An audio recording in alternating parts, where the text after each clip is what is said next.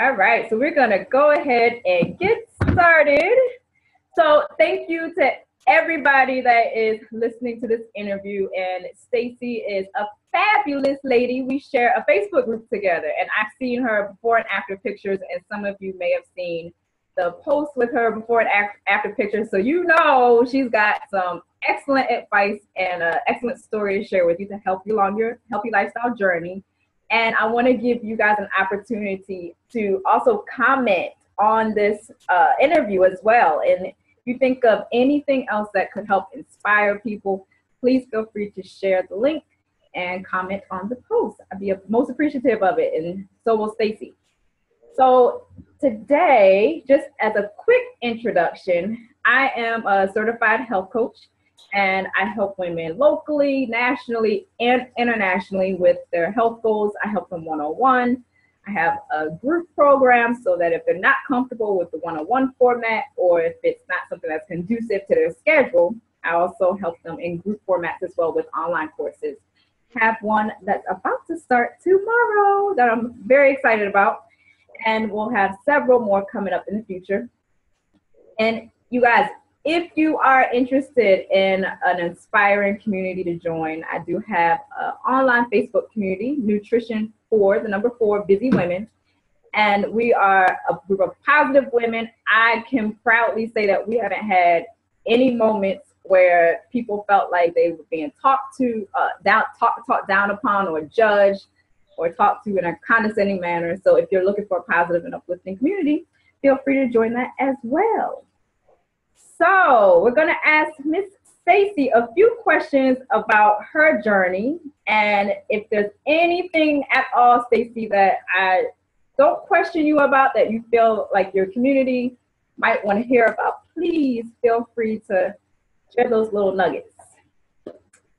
So first question for you is, just tell me a little bit about what prompted you into wanting to pursue a healthy lifestyle, because we know that many times people will say, yeah, I know I need to be doing something, but when it comes down to actually doing it, it's another story. We kind of often put nutrition and fitness and self-care techniques and wellness on the back burner. So what is it that actually sparked your desire to take action?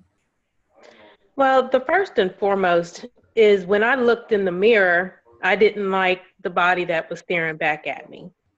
So I had to take it upon myself to find that physique that I liked when I looked in the mirror. Okay. And were you feeling like you were at a point where you were overly overweight, or was it just that you wanted to just aspire to a different physique? I did not feel that I was overly overweight. I was on blood pressure medicine, and I was pre-diabetic. So I needed to get those in line and get that back together. But when I initially started, I just wanted to get healthy and just build a body that I liked. Okay. So when you started and you wanted to build a body that you like, what are some resources that you turned to get you going? The first thing I did was there was a local gym that offered a program where if you gave them so much money and you followed their program to a T, if you lost so much body fat within a certain amount of time, they gave you all your money back. But you had to promote their business and follow their program, which I thought that was a great incentive, because if I lost what they asked me to lose, then I got all my money back. Plus I got, a step towards living a healthier lifestyle. Okay. So how did that work out for you? I got my money back. Yay! I got my money back. And then I was 42 at the time, and my daughter had just went off to boot camp. And I decided that I was going to compete in bodybuilding prior to my 43rd birthday. So then I sought out some coaches that would help me in the gym and help me with my diet. So we saw your before and after picture, and obviously that's your competition picture, right? Yes.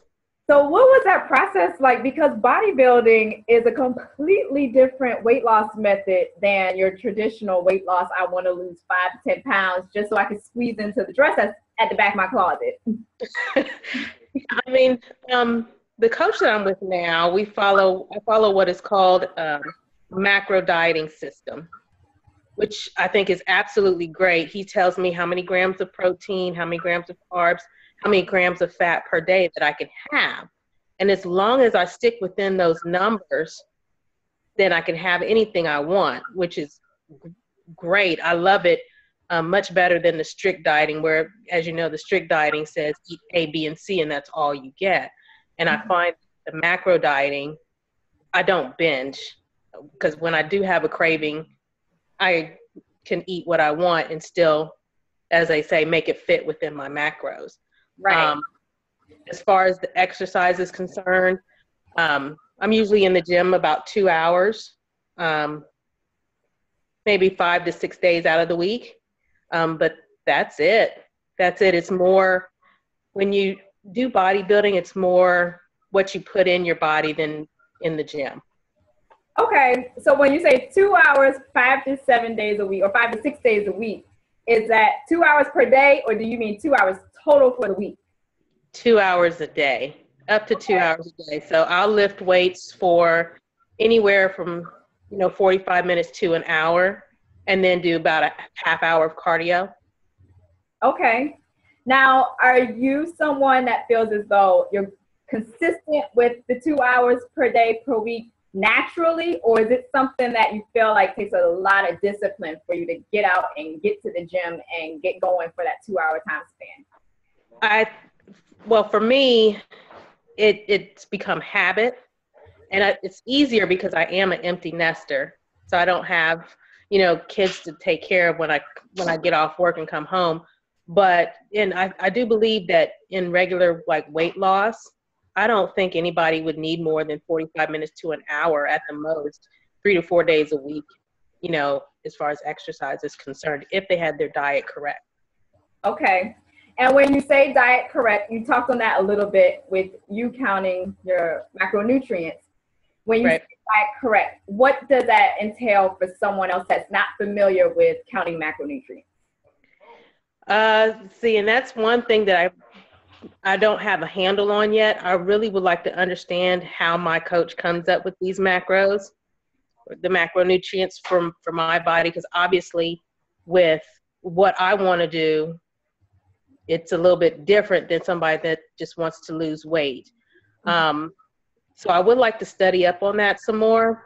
But as far as getting into it, I know there's a whole bunch of websites out there that'll help people calculate what macros are good for their body. And there's certain apps out there that you can just plug in what you eat all day to stay within those numbers. So tell me, when you started, you said that you looked in the mirror one day and you decided you didn't like what you saw. So you decided to join the gym and follow their program. And with it, after some time, you did see results and you got your money back. Yes. So what was the most challenging at that particular time with sticking through it? Because I know it wasn't always rainbows and sunshine, right? No. With that program that I was on, it was very specific. I had to do exactly what they said. I had to eat exactly what they put down. They did the strict dieting, and that part was the hardest for me, was the dieting, the strict dieting, because anybody will tell you I eat cookies every day, and in their program I couldn't eat those things. Okay. So the diet is by far the hardest. Okay. And how long has it been since you did the competitive bodybuilding?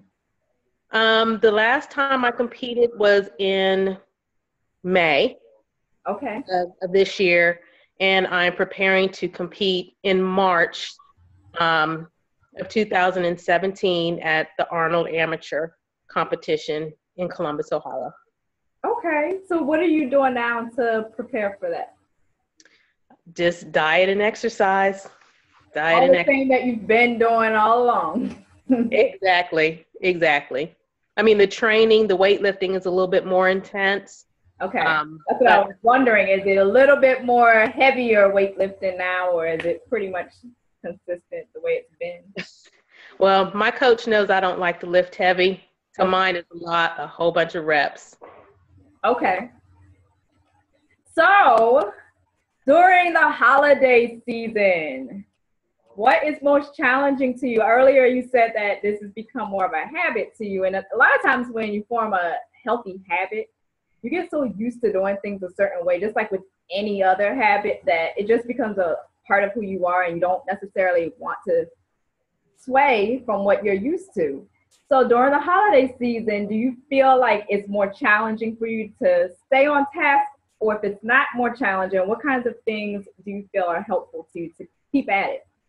It's very challenging to stay on task. I have a sweet tooth. I'll be the first to admit. And with the holidays, there's tons of sweets around, so it's very hard for me to stay on task. I do my best, and that's all I can do. If I eat too much or if I'm off task, I don't punish myself about it. I just get right back on track. Good. And how long does it typically take you to get back on track? Usually I'm back on track the following day. Good. Generally, people say that when they take too many days off, it's super difficult to get right back on. So at least you know that, hey, today was an off day. That's okay, because tomorrow's another day and we're going to get right back on board. Exactly. And they also say that it takes 21 days to form a habit. So, I've been doing this for so long that, one day I'm off, it's habit for me to get right back on. Right. So tell me a little bit about your support system. And this is key. I tell people that if you don't have any type of support system, you're less likely to stay on board, especially when you're just starting off, because it's the most challenging in the beginning because you haven't developed a habit yet. So tell me a little bit about your support system, how it was when you started and how it is now that it's become a part of your life. Well, when I first started, people looked at me and were like, you're doing what? And, they said, okay. And, family and friends, they said, okay, well, if this is what you want to do, we'll support you. So they kind of held my hand. And when I couldn't go out to eat, or if I couldn't eat something, they didn't chastise me about it because they knew what I was doing. Now, my family, friends, they still support me, but I would say the most thing that inspires me right now is when I get that message from somebody that I don't know that may have followed my journey the whole time and tells me, oh my God, you're such an inspiration. That's what keeps me going now. And have you experienced situations where you started to lose weight and people looked at you like, well, what are you doing and why are you doing this? And you need to go back to how you were before? Have you had any of those kind of people in your life? Only my mother, when she tells me she sees my ribs, but other than that, no. Sometimes that's a challenge for people because they're used to the friends and family that they've had around them for ages, seeing them a certain way. And then once they begin to lose weight, sometimes people end up losing friends for various reasons. It could be envy and jealousy, or it could just be that you now have a different way of going about your life. So for you, for example, where maybe before you didn't spend 2 hours in the gym and you have more time for your family and friends, and now that you're spending 2 hours in the gym, that's less time to spend with them. So there's a bunch of different reasons, but that's a very difficult situation for some people that especially have a high need for affiliation to fit in. So what do you suggest for people that had a set of friends that they were accustomed to being with? Now they've lost weight and they don't have quite as much in common anymore. What do you suggest as some techniques to help them get through that period? Well, we're all different. We're all different. I've kept the friends that I've had before, and I've also gained some new ones that, I do have a lot in common as far as our eating habits, our exercise habits. It's just a matter of, coming to a compromise and say, hey, look, this is what I want to do. I would love your support. We've been friends for such a long time. I'd like to keep your friendship. but, you know, support me in this, and I'll support you in whatever that you like to do as well. Yeah, and I think that's key to know that if you lose some, you always gain some. You know, and I think that's the case with just about any hobby. Say, for instance, you used to be interested in painting, so you hung around painting people that, you know, they like to paint. And now your new interest is chess. Well, you're probably going to hang around more people that are interested in chess. So I think that when people start to lose family members or lose friends because they're now pursuing a healthy lifestyle journey and it's a different way of living, you gain a whole new set of friends that are into healthy living. That's true. That's true. But like I said, you know, the people I hang out with, my friends, family, old and new, you know, we accept each other just the way we are. I mean, my boyfriend, who's actually sitting here in the background, we started dating a year before I started losing weight, and he accepted me when I was, you know, a little bit bigger, and he accepts me now. And that's awesome. That's actually the ideal situation to have. How do you feel as far as people that don't have an immediate support system? They're looking to lose weight. They don't have an immediate support system. How do you suggest that they find that support system? Well, that's a difficult question there. But, you know, I would say, you know, the first step is always the hardest, is what I tell people. If you don't have anybody to go to the gym with, just go in by yourself. There's other people in there by themselves that don't have a support system either. You know, talk, be friendly. I mean, once you start on the journey, you'll get that support system.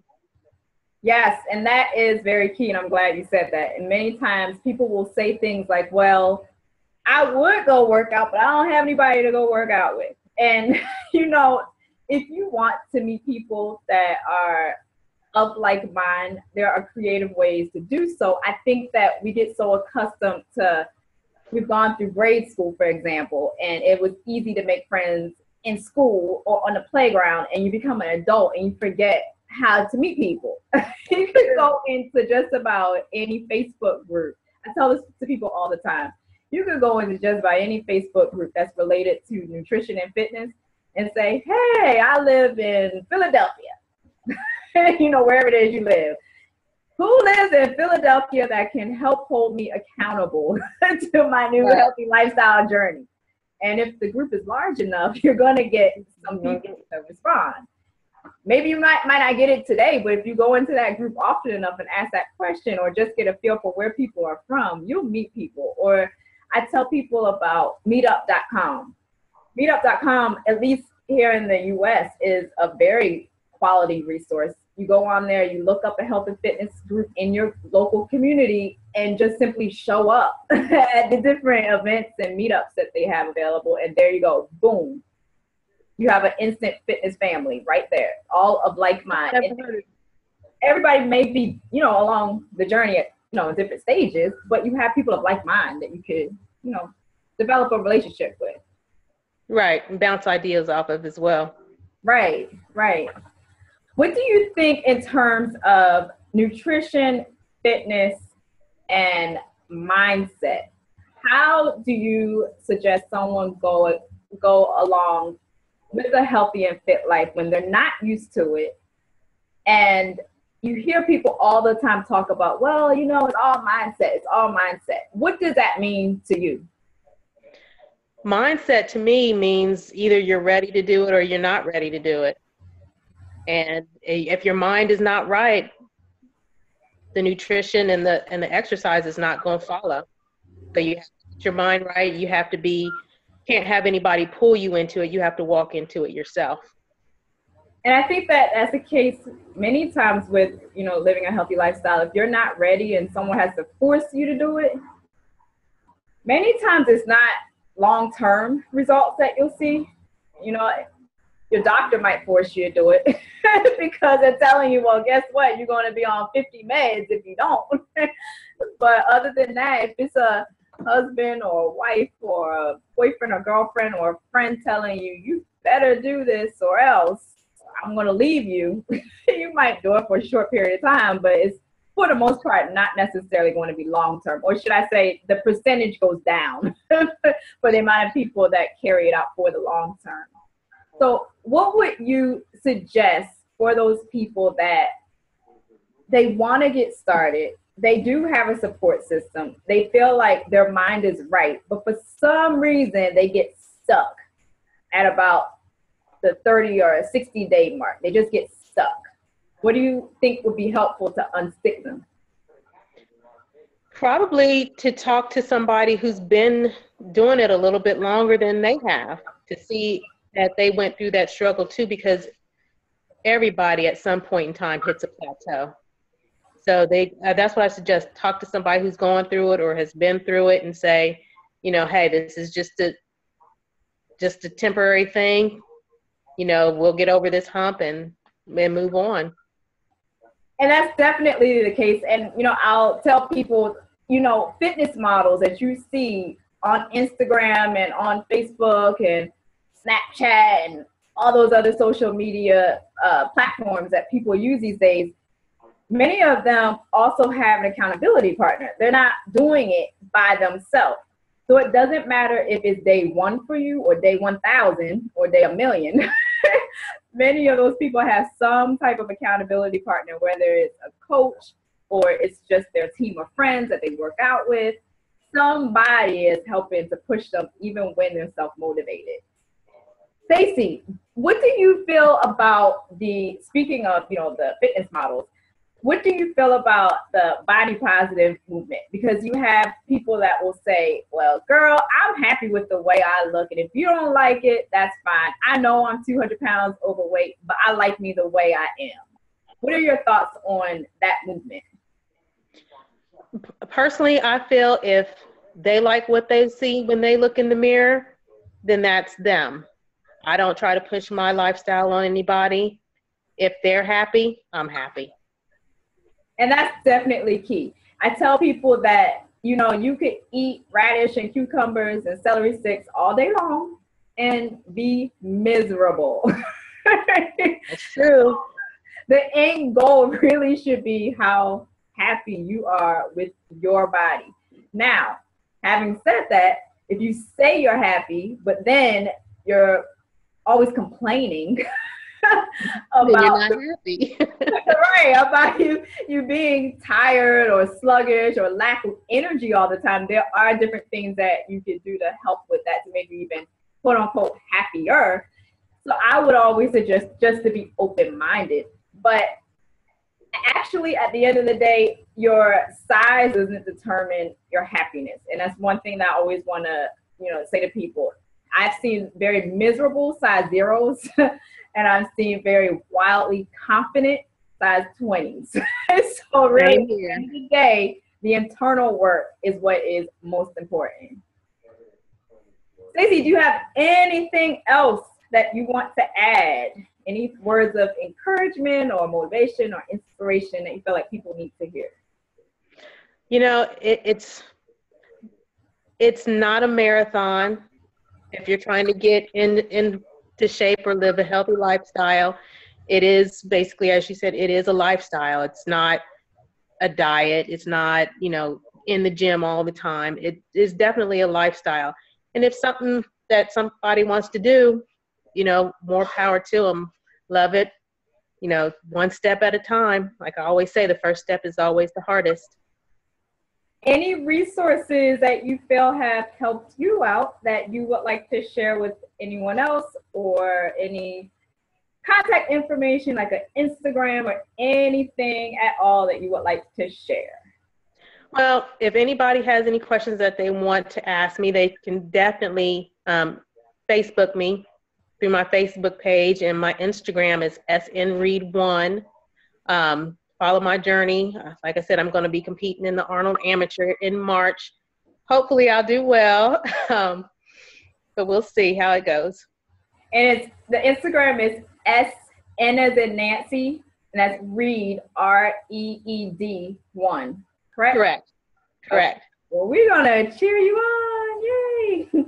I'm always so amazed at how bodybuilders, they really get just in the trenches. This is not, let me just lose 5 pounds. This is the real deal.